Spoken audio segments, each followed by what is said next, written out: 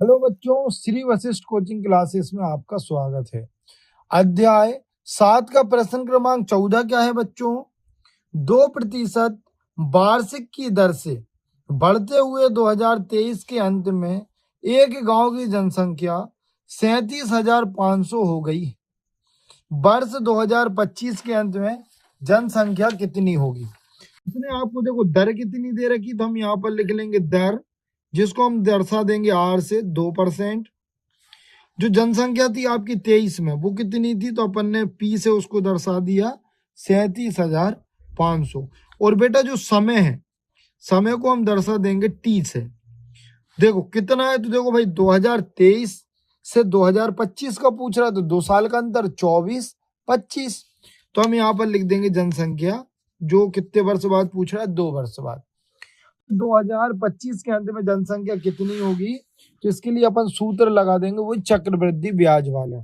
तो हम लिखेंगे 2025 के अंत में जनसंख्या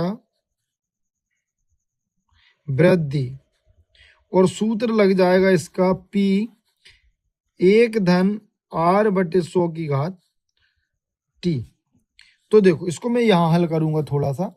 P की जगह पर तो आ जाएगा हमारा 37,500, R की जगह पर आ जाएगा 2, यहाँ आ जाएगा 100, और ये आ जाएगा आपका T की जगह पर 2। देखो 2 एकम 2, 2 पंजे 10, तो ये हो जाएगा आपका 50। तो हम इसको लिख देंगे 37,500, इसको लिख देंगे 1/1, इसको लिख सकते हैं 1/1, ये वाला धन 1/50, ये हो गया 2।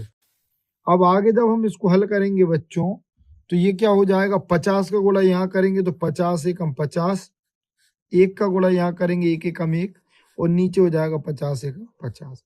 इसको ही बोलते हैं हम तिर्यक गुणा करना, ठीक है ना। अब आगे इसको फिर हल करेंगे हम भाई, तो कैसे हो जाएगा? देखो क्या किया मैंने, 50 एकम 50, 1 एकम 1, तो अब ये हो गया 37,500 गुणा ये हो गया 5150। कितनी बार होगा? 2 की घात लगी है, तो डायरेक्ट अपने इसको 2 बार कर देंगे। अब हल कर दो, ये शून्य से ये कट जाएगा, इस शून्य से अपन इसको काट देंगे। देखो 5 एकम 5, इसको काटेंगे तो 5 सत्ते 35, 55 25, ठीक है। अब इसको फिर से काटेंगे तो देखो 5 एकम 5, देखो एक ये भी लिखा है, इसको मैं भूल ही गया, 5 एकम 5, 5 सत्ते 35, तो कितना बचेगा? 2 बचेगा, और हाँ ये ले लिया 55 25, ठीक है। अब इस 5 से इसको और काट दो, तो 15 बार में ये कट जाएगा, तो आपका आ जाएगा 15 गुणित 51 गुणित 51, ठीक है ना। अब इन सब का हम कर देंगे गुणा। गुणा तो आप कर ही लेते होंगे, और यदि आपको नहीं आ रहा है तो अपन यहाँ पर करके देखते हैं। देखो 51 में 51 का गुणा करेंगे तो 1 एकम 1, 5 एकम 5, 5 एकम 5, 55 25, ठीक है। तो ये आ जाएगा 1 10, ये हो जाएगा 3 हासिल का 1, तो ये हो जाएगा 6, ये वाला 2। देखो ये वाला 1 10 हासिल का 1, ये हो गया 6, ये वाला 2। अब उसमें 15 का गुणा और कर देना है हमको, कर दो जरा। 5 एकम 5, 5 शून्यम 0, 5 छक्का 30 हासिल का 3, 5 दूनी 10 और 3 13, क्रॉस लगा दो, इसको कर दो 1 एकम 1, 1 शून्यम 0 1, और ये हो जाएगा 2 एकम 2। इनको जब जोड़ेंगे तो आएगा 5 1 0 9 3। मतलब 2025 में जो जनसंख्या की वृद्धि कितनी हो जाएगी अपनी, तो वो हो जाएगी आपकी 39,015। यही आपके प्रश्न का क्या है, उत्तर है। इसी का प्रश्न क्रमांक 15 क्या है बच्चों? अपने परिवार की मासिक व्यय का रिकॉर्ड रखने हेतु अपने माता पिता से चर्चा कीजिए, और नीचे दी गई तालिका अनुसार जांच पुस्तिका बनाइए। आप अपनी आवश्यकता अनुसार प्रविष्टियों को बदल सकते हैं।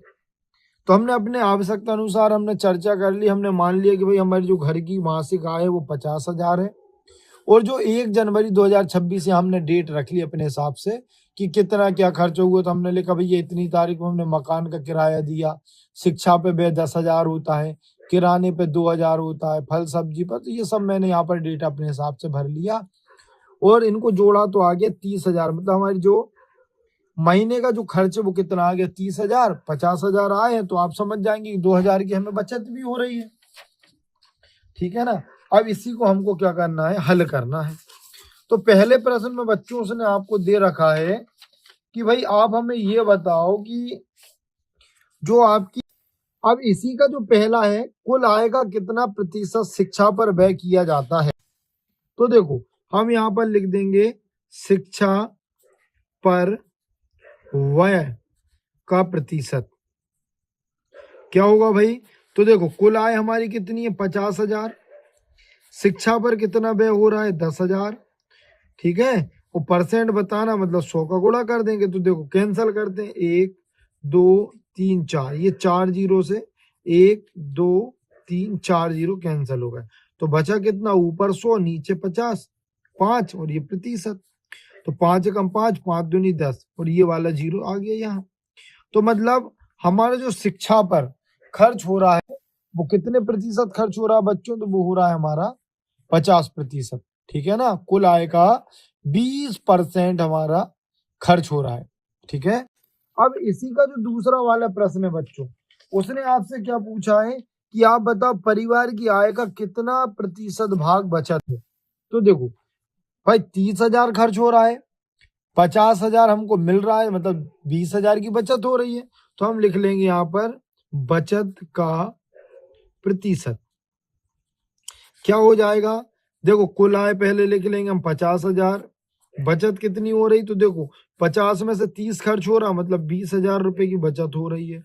कितना प्रतिशत है वो बताना है। तो देखो 1 2 3 4, 1 2 3 4 ये कैंसिल हो गया। ये 5 से कर दो, 5 कम 5, 5 दूनी 10, ये वाला जीरो यहाँ जाएगा। ठीक है, तो क्या जाएगा आपका 2 गुणित 20% मतलब आ जाएगा 40%। मतलब हमें कुल आय का जो बचत प्रतिशत है वो है 40%। अब बच्चों इसी का जो तीसरा प्रश्न है, उसने आपको क्या दे रखा है, बोल रहा है कि आप अपने परिवार की बचत कैसे बढ़ा सकते हैं। तो इसके उत्तर में हम अपने मन से लिख सकते हैं कि अति आवश्यक कार्यों पर खर्च करना तथा अनावश्यक कार्यों पर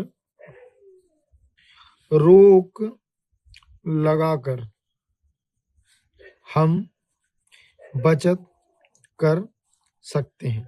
तो सही है भाई, बचत करने के लिए हम क्या कर सकते हैं, जो अति आवश्यक चीजें हैं उनमें खरीदी करें, और जो अनावश्यक हो जिनकी कम जरूरत हो तो उनमें हम बचत कर सकते हैं। बस इस प्रश्न में इतना ही कर, चैनल को लाइक करें, सब्सक्राइब करें, हमारा सपोर्ट करें। Thank you for watching.